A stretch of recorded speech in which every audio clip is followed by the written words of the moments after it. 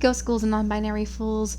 I'm attempting this again. It's just a lot of writing between Julia and Reed, and the start bare bones of them. So let me get started and try not to go on so many tangents, because I swear the last one was like already trying to reach an hour as I was like desperately trying to hurry up and finish. Continuing on, we have my analysis of them, like their characters as a whole. So you have them as people.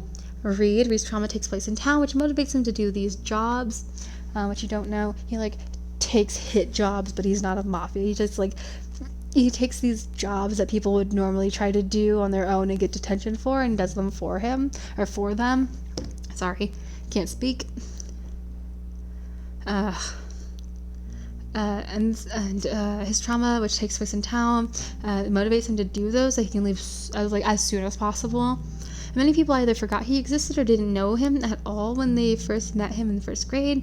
I don't think he'd do kindergarten. I'm not sure why.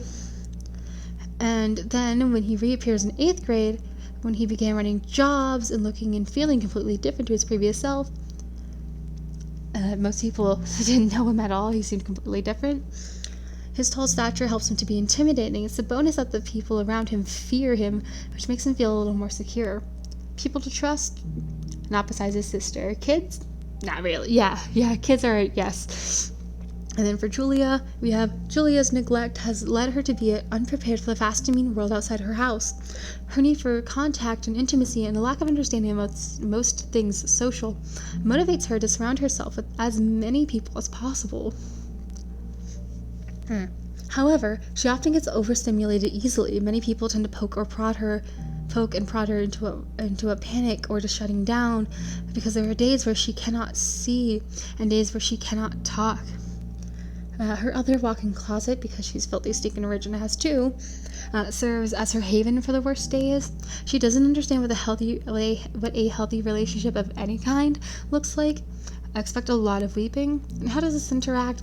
Well, Julia's naiveness would help her befriend Reed, as she wouldn't really be scared of him. It would help him to befriend her, and despite his mistrust, he doesn't want her getting hurt.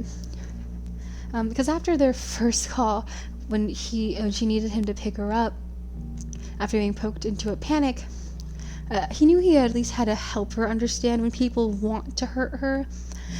She doesn't really get the hints of him trying to like, now you can go, goodbye. After seeing, and so, with the way she's so naive and seemingly innocent, Reed can't help but infantilize her, often seeing her more as a hapless child than like a clueless teenager. His infantilization of her is probably what gets him to actually work with her instead of just letting her slap her name on the project. And Reed's difficulty in reading and arts is how she proves herself to be not really a child, where she expresses things like grief and jealousy and how do I explain that one? Like grief and jealousy and just the feeling that neglect gives you. Like, I don't think I've ever seen someone truly draw neglect, but that's her. That's the thing she does, because she's artistic and not a child.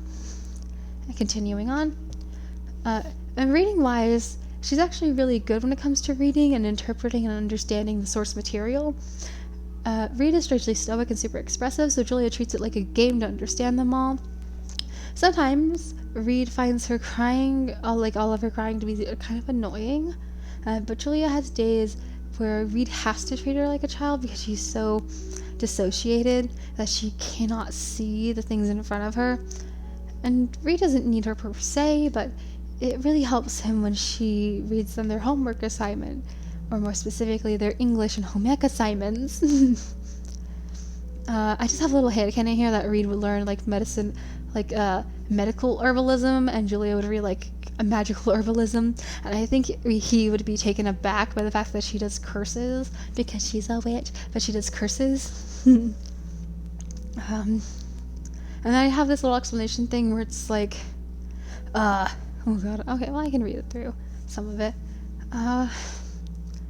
Where it's like, he lives with his aunt and uncle, but after running away, and they find like a more immediate family member, like his grandfather, they send him to him. His grandfather abuses him.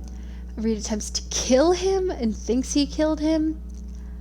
I guess for some reason in this canon, or like in this universe, the police don't really like let him know if he's dead or alive.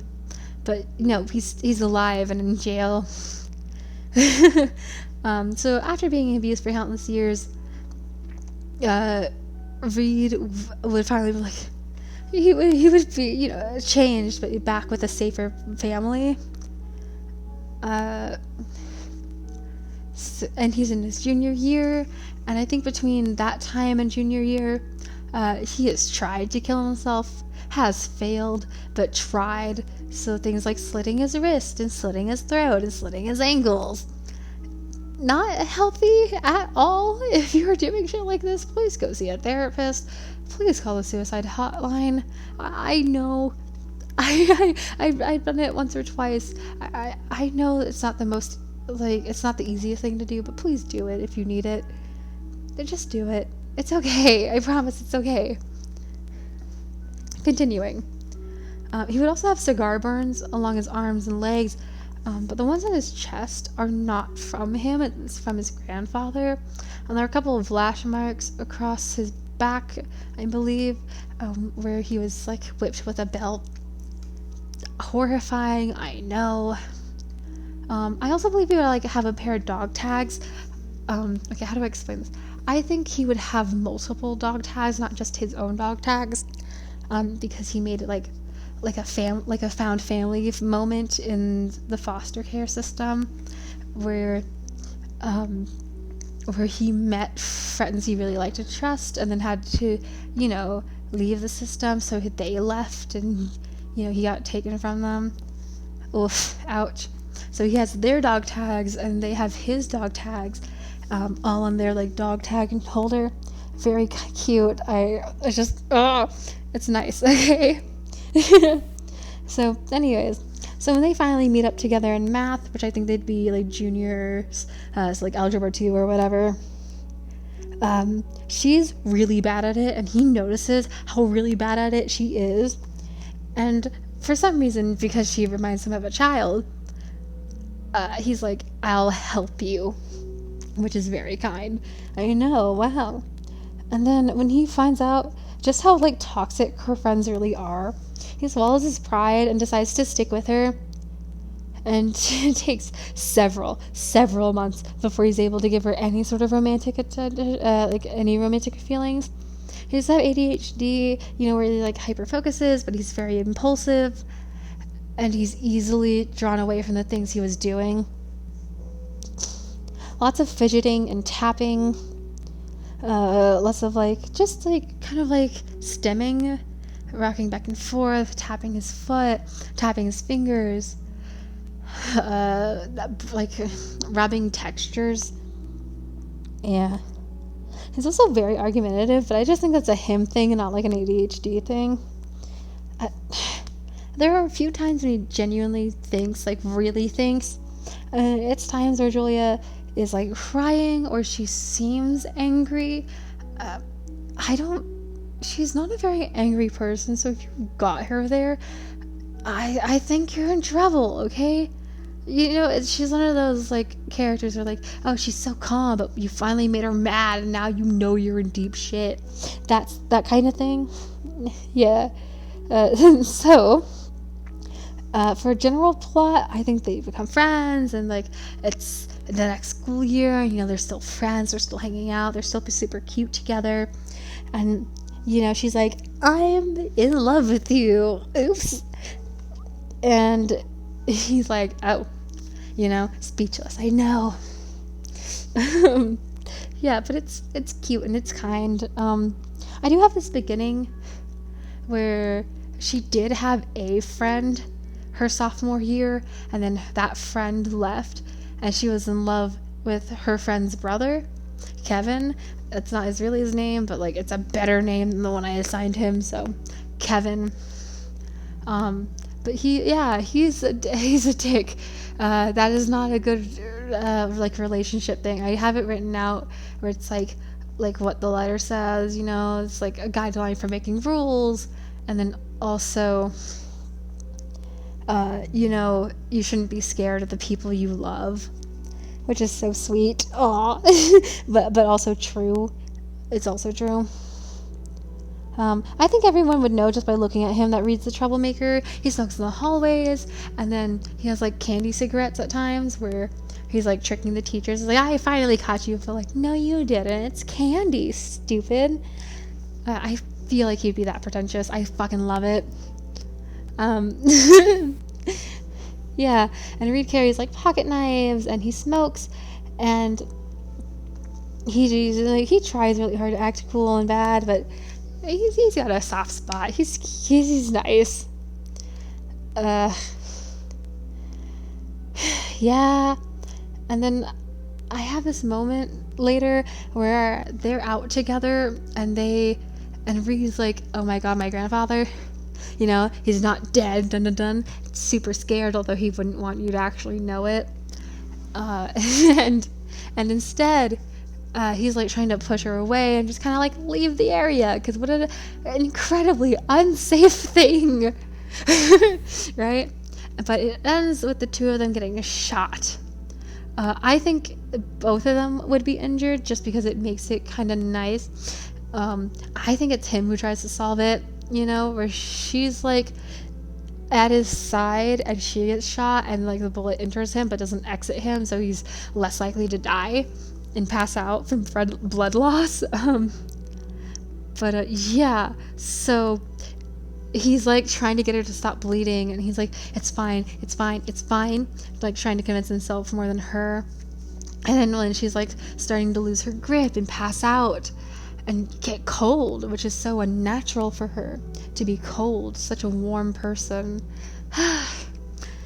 Someone who's constantly in the story described as warm, like an oven, like a heated stone.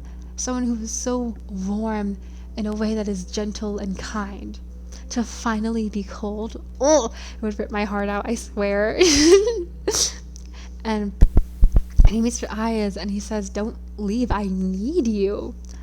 I need you.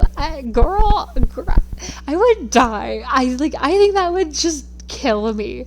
How absolutely sad that is. But I wrote it, so it's for y'all to get sad at, not me. Jesus.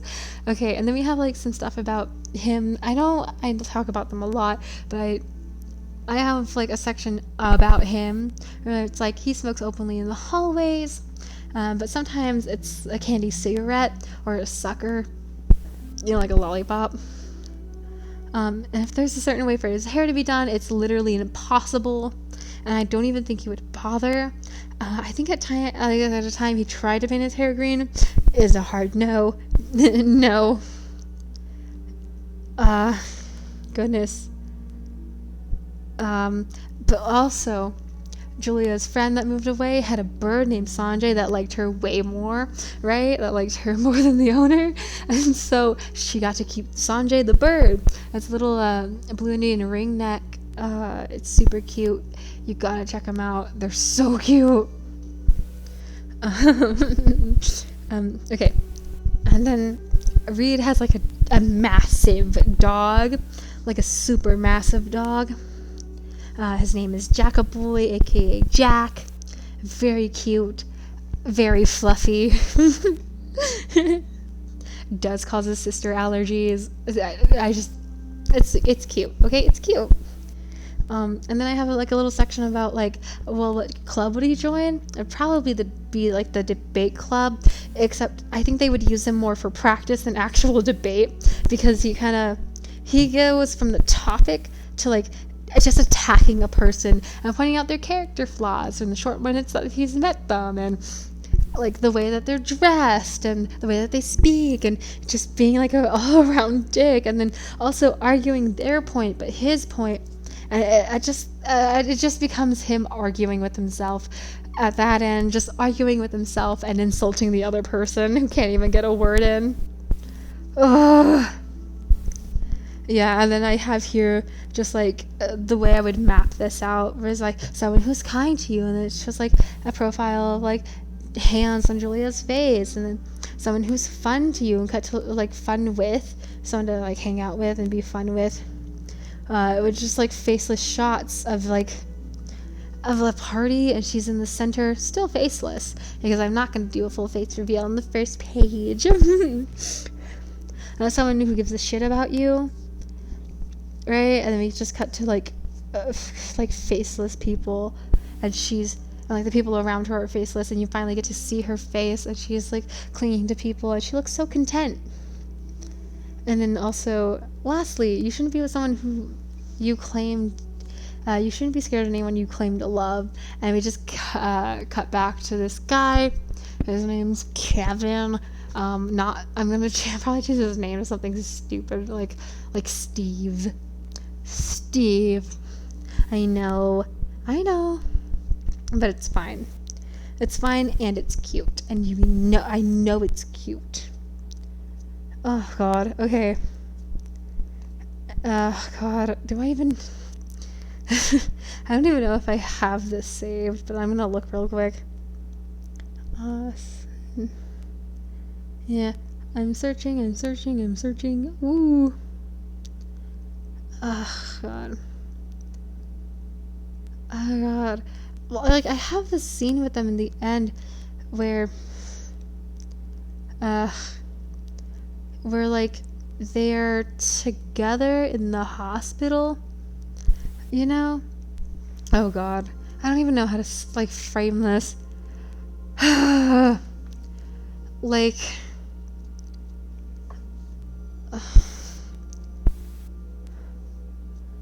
okay,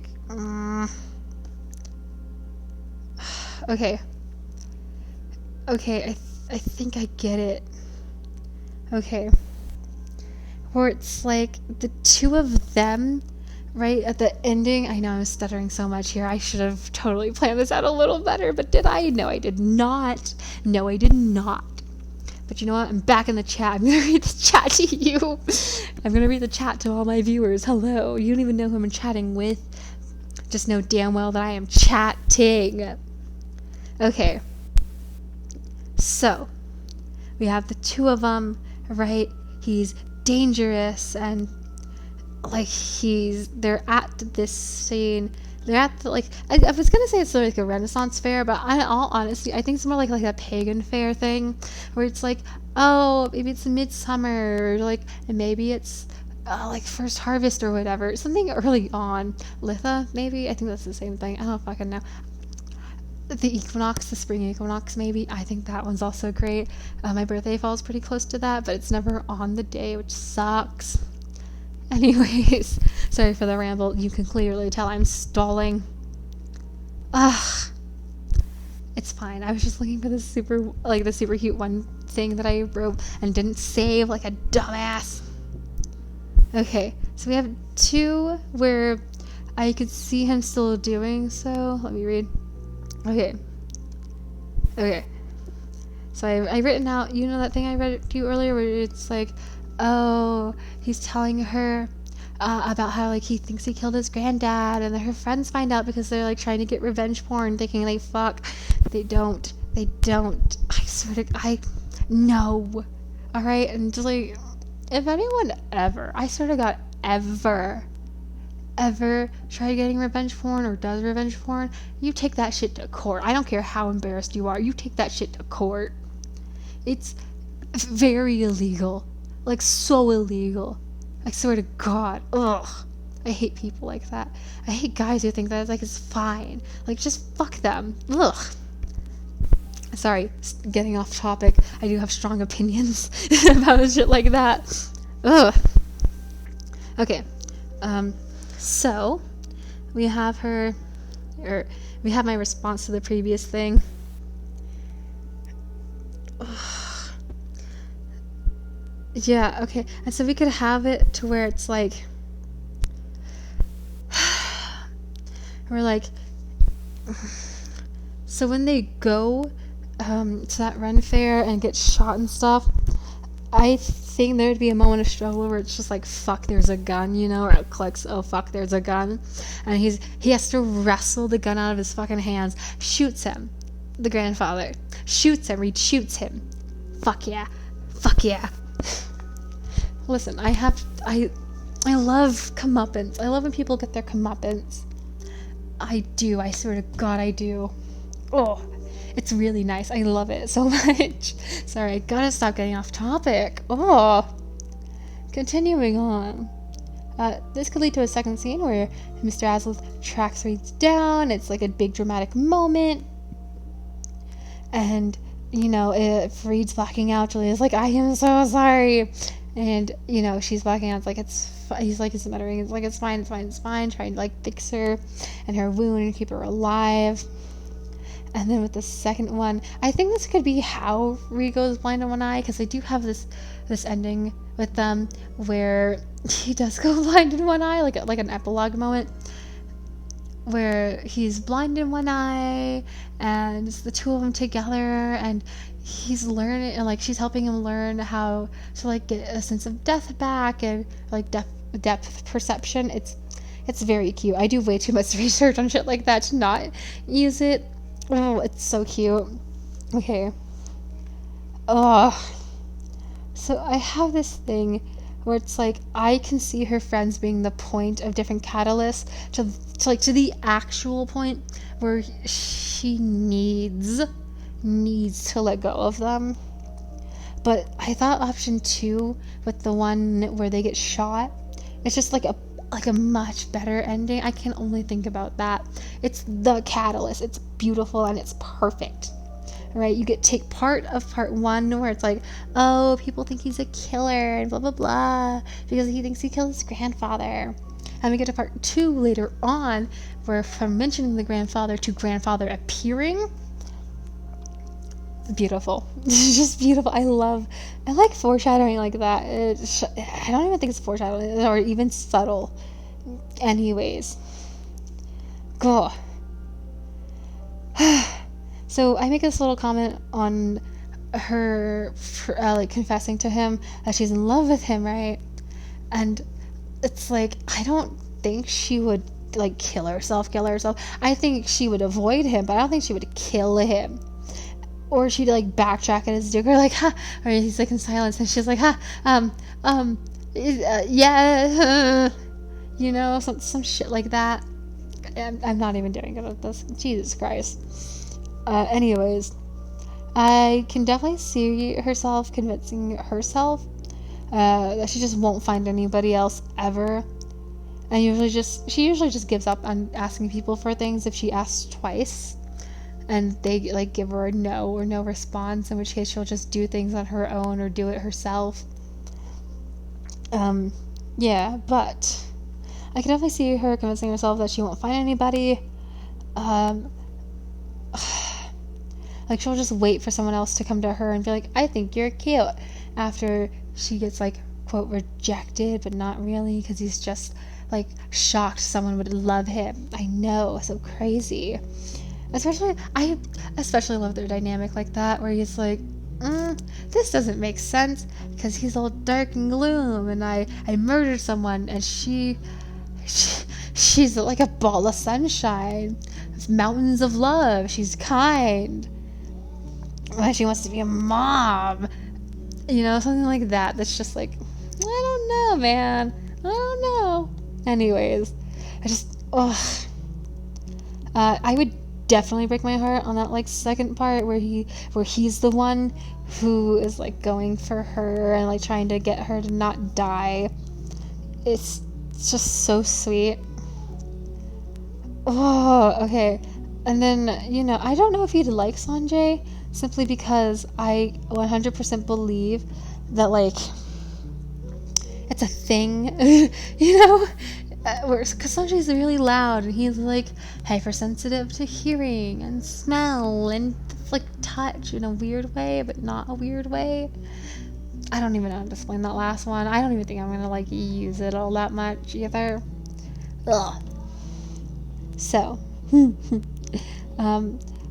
I think I could see him. I think when he confesses, I can still see him being like kind of like, when she confesses, he's still kind of like shell shocked. But I am convinced that she it still doesn't kind of get like that's like a bad thing. The silence is a bad thing, and so when she confesses that she likes him romantically, and he walks away, and she's not really sure what happened, and she thinks she ruined something good, and desperate for wanting, she goes to her friends, quote friends, Ramona and Kelly, who convince her that she totally fucked up and misread the entire situation, and they just add salt to the wound by mocking her, which would probably actually be the thing that would maybe like point her to suicide. But I think she's gotten to this progression where it's where she doesn't like try to kill herself because her friends are like mocking her and being shitty and shit. I think it's more like she just has to wait. She waits and she waits and she tries to find him, and instead she gets this letter, and it's like, I like you too, sorry, I'm not used to shit like this, blah blah blah. I know, how sweet. And then that can be like the false climax, the false like good part. Except, when you're holding it, it's like 50 pages left and you're like, shit, I wonder what happens next. Oh no. And so they go to a summer festival and they're joking around and they're being cute together. I think it's definitely like the summer equinox or whatever. Just like a little nod to Reed's original canon of being like a fae bounty hunter and being like like cool or whatever. Yeah, Reed of the Underground, and then his sister Eve of the Evergreens. I love that title. I love titles like that or whatever. It's a thing. Okay, it's a thing. Anyways. God. So I think when they do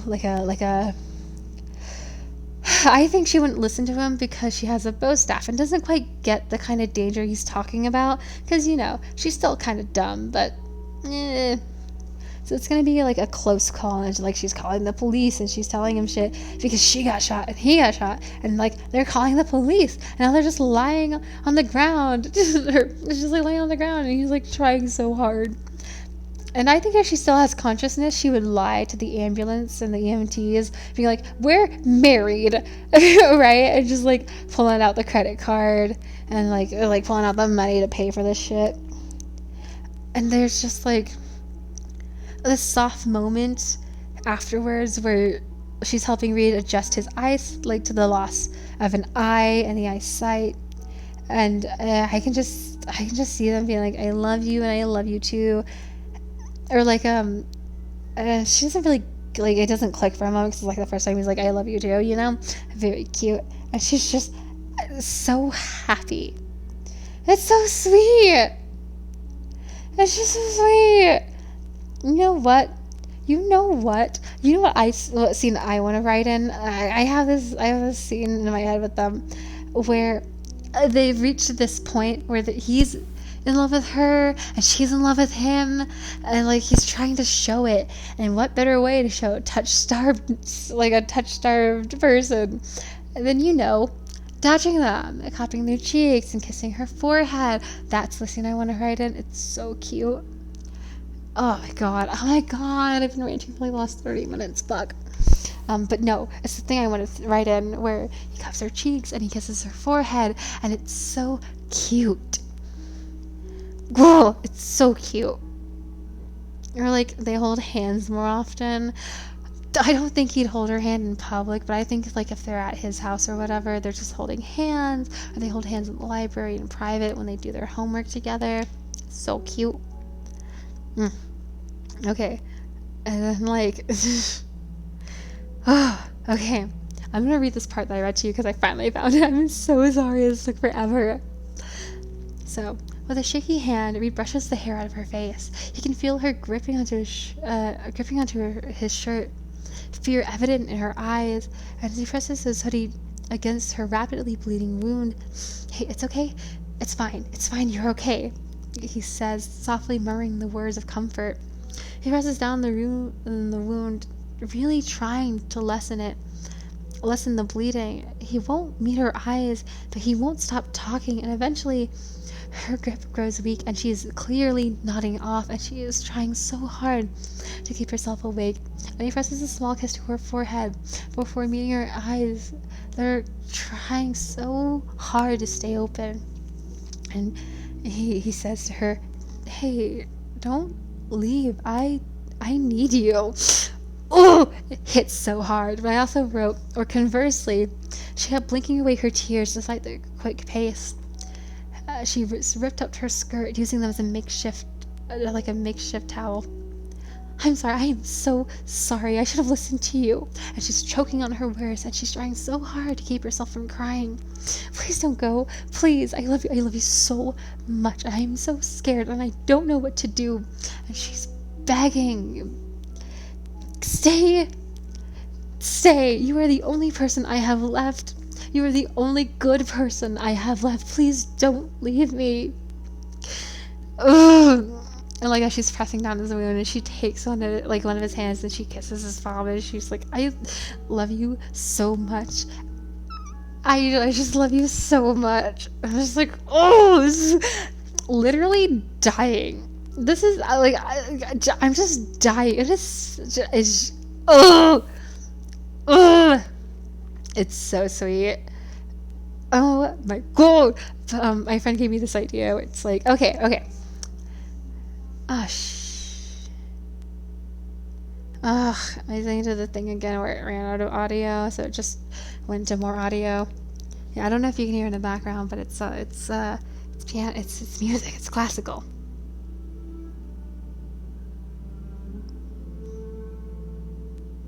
Anyways, I know, what a nice moment to ruin it.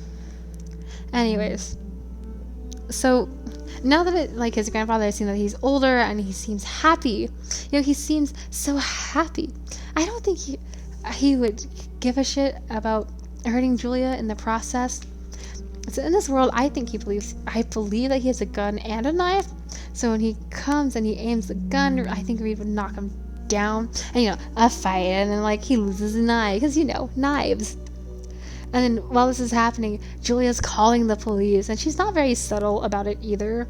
And so when the grandfather realizes this, he shoots the both of them. He shoots them both. And I think my point still stands where it's like hers would go through, his wouldn't go through, because I really like that ending with him where he's trying so hard, he's being so sweet, and he's so sad. Oh, I love it. I love like a good set of angst and comfort. Angst, no comfort makes me cry. Sorry, continuing.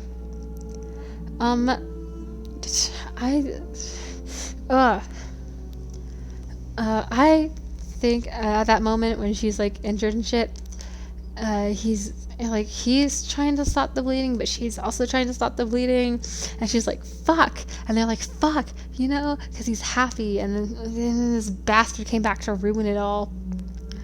Ugh!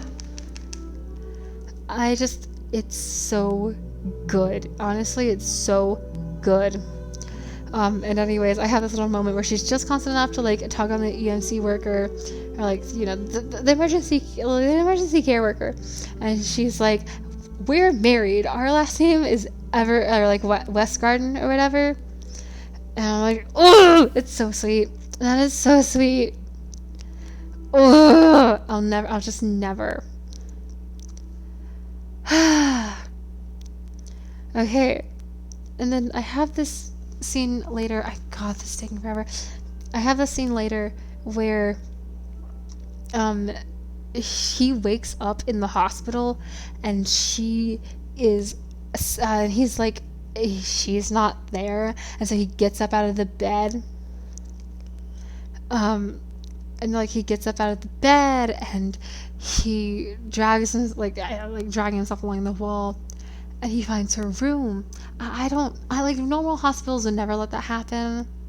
But like, shush, it's my canon here, my fantasy.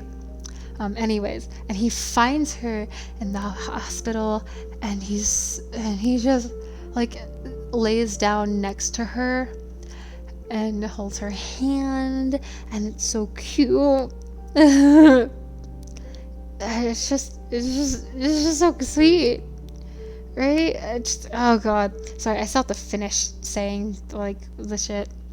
But like, yeah, I think that he would end up in bed with her, and he's like leaning against each other, and they fall asleep, or like he falls asleep with her, in her bed with her, or in her hospital bed with her. I really gotta find a better way to phrase this that's not creepy. I swear to God, I wrote this out. I just need to find it out at once. Oh, I suck at this, I swear. Anyways.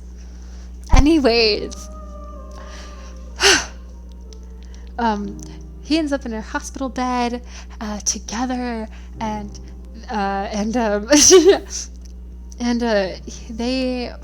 he falls asleep again, and the next time he wakes up,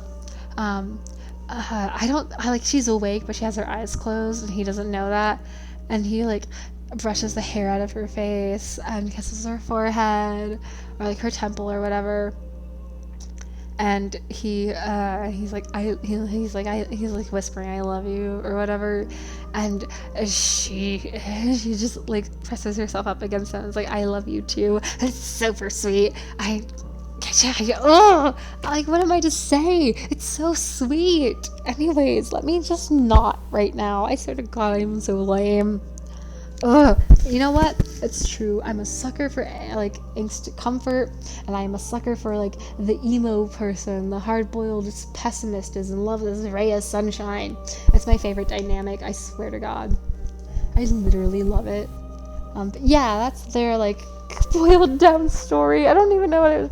God, I'm like so but it's fine. I am beautiful. I am so tired, and I'm gonna go to sleep. Good night. I'll see you later, ghost ghouls and non-binary fools. Peace out.